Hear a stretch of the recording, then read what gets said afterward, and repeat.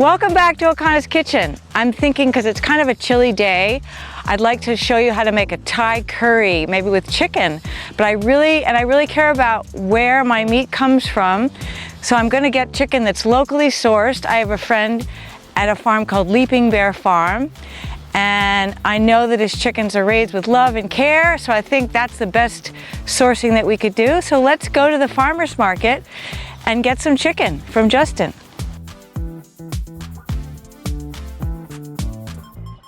So I've got to get chicken for our episode, and I'm going to go visit my Justin from Leaping Bear Farm and get some chicken. So hey Justin, hey. Do you happen to have any chicken pieces? I do. All right, yeah, I'd love to buy a bag of chicken pieces. Okay. And look at these beautiful eggs. I mean, this farm is, how many chickens do you have? We raise about 1,200 meat birds this year, and we have about 200 egg layers right now. Wow. Yeah. I've tried your eggs, they're beautiful. I'll take a dozen of those and some of the chicken. And then he makes this beautiful microgreens that I like to put in my salads. So we'll take some broccoli and some radish. Awesome. Cool. What kind of parts would you like? Dark meat? Do you have? So I've got legs. Yeah. No, I mean like I've bought like pieces, like strips.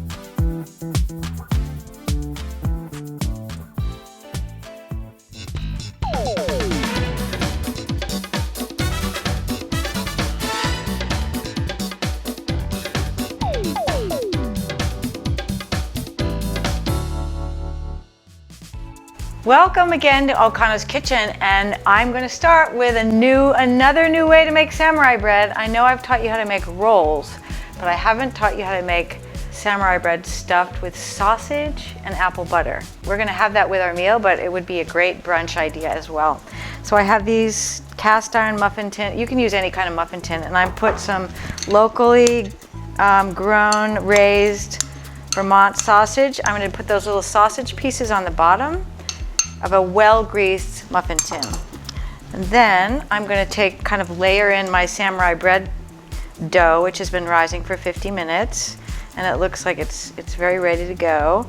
And put a little bit, not fill it totally, because what you're going to do is layer it with a little apple butter on top. So we made this earlier in an early episode. I made this with our apples, a little apple butter in the middle, so that when you bite into that roll, you're going to get the crust and then the sausage and then the apple butter.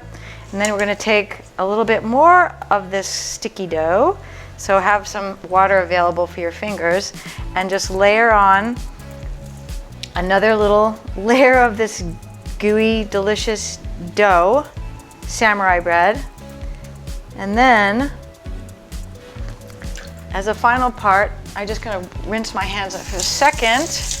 Some fresh thyme leaves and just sprinkle those on the top and stick that in the oven. It's going to be fabulous. It'll take about 50 minutes. Okay, so before we get going with our curry, I have some sliced Brussels sprouts here and butternut squash. I toss them with a little bit of olive oil, put some salt on it, and we're going to roast those in the oven before adding some red onions that are macerating in some red wine vinegar, which kind of takes away the acidity. And we've got a little bit of garlic and chili flakes. So we'll get those in the oven alongside with the samurai bread rolls.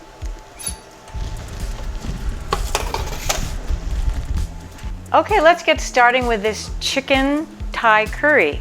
And this is a great recipe to substitute beef, or you could do shrimp, or you could even just do veggie.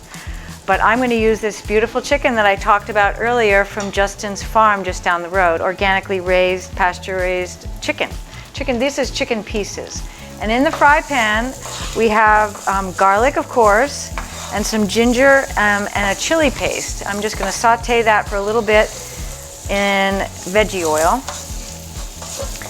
And you don't really need to cook it that long. Whew, the spice is going to make me cough. But the minute you smell it, then you can add the chicken. So we're going to add about a pound of this chicken pieces.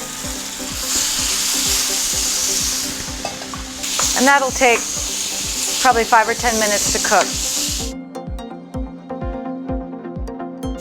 Can't forget the chili paste. Now I'm going to add about a tablespoon and a half of red curry paste. And let the chicken keep cooking in that. Whew. Nice and spicy.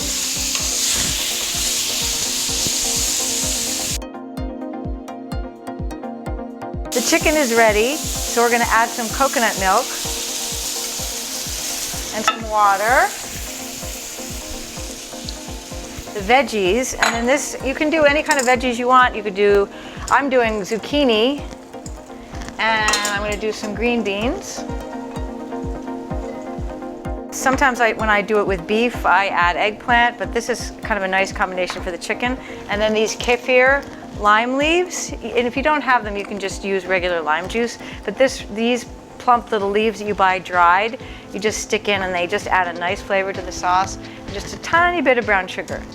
And I'm gonna just let that kind of cook down, let the vegetables cook, and when the vegetables are cooked, since the chicken is already cooked, then it's pretty much ready, and then we'll prepare our rice. I'd love to show you the preparation for these healthy chocolate chip cookies, flourless, that are made with buckwheat groats instead of flour, which is the hulled seed of buckwheat, but actually no relation to flour. So this is a gluten-free recipe. It also has flaxseed in it, flaxseed which is filled with omega-3s and lots of fiber, dates, and then vanilla, oats, chocolate. So what we do in the Cuisinart is we start with nuts. I've got some almonds in here, the buckwheat groats and flax, and then I'm gonna blend those in the Cuisinart because the buckwheat groats are kind of fat.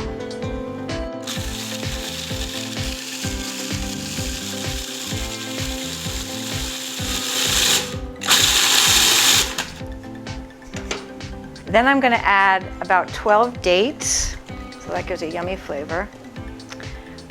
A little bit of sugar. We're gonna blend that again.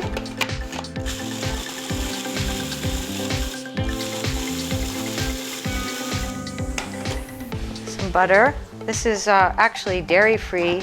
This is Earth Balance, so this is actually also a dairy-free recipe. Blend that.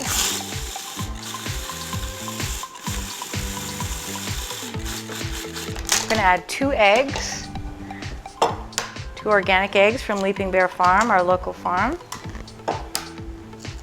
I'm gonna get a spatula here to just mix that down in. It's a really nice texture in these cookies because of the buckwheat groats.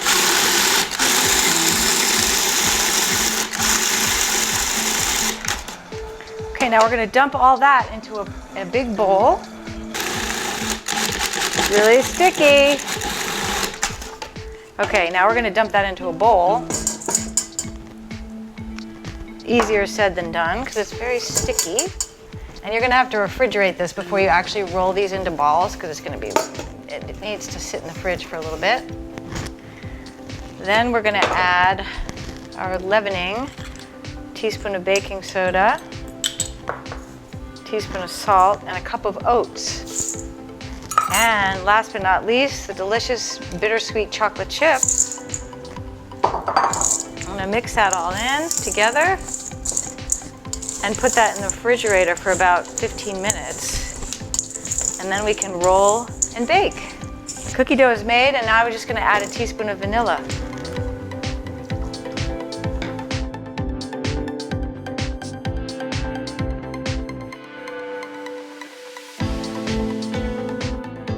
This meal is finally coming together.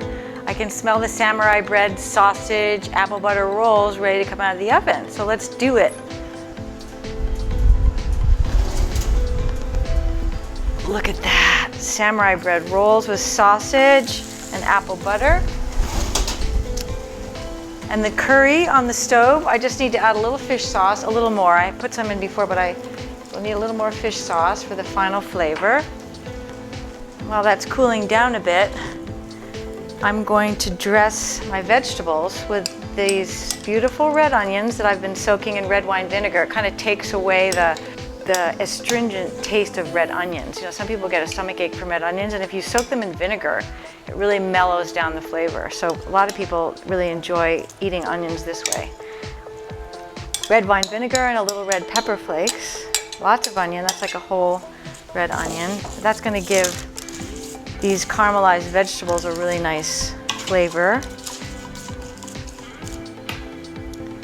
And then a simple basmati rice in my cute little rice cooker. Have you ever seen as cute a little rice cooker as this? But it makes just enough for a cup and a half of rice. And it's just plain basmati. I don't want too much flavor in the rice because we have a lot going on with the curry. But I am gonna take a little bit of lime zest and add that to the rice, which I find is kind of a fun depth of flavor for this rice. So a little lime zest. And then I'm going to find a way to plate up our curry. Taste it one more time before we,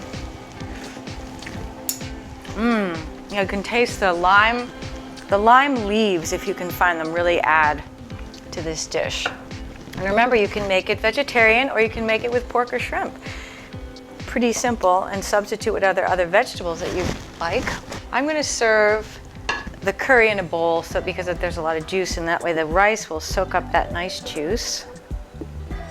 Take a couple spoonfuls of this basmati seasoned with lime zest. And take a spoonful of this delicious looking curry.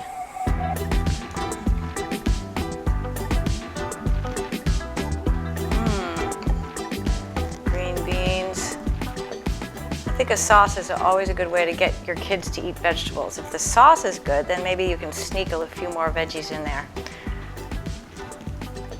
If your kids don't like vegetables. The key with green beans, though, is just not to overcook them. And then we have our root vegetables, butternut squash, onions, Brussels sprouts, these sweet red onions.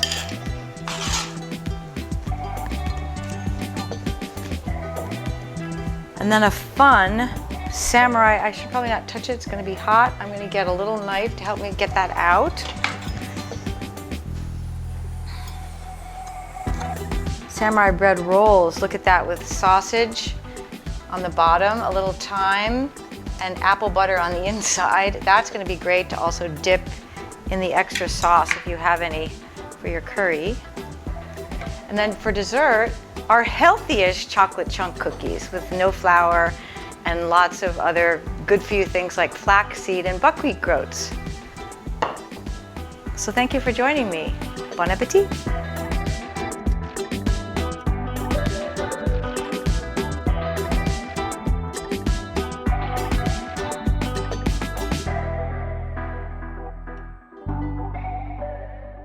Welcome to the Mountain Guides.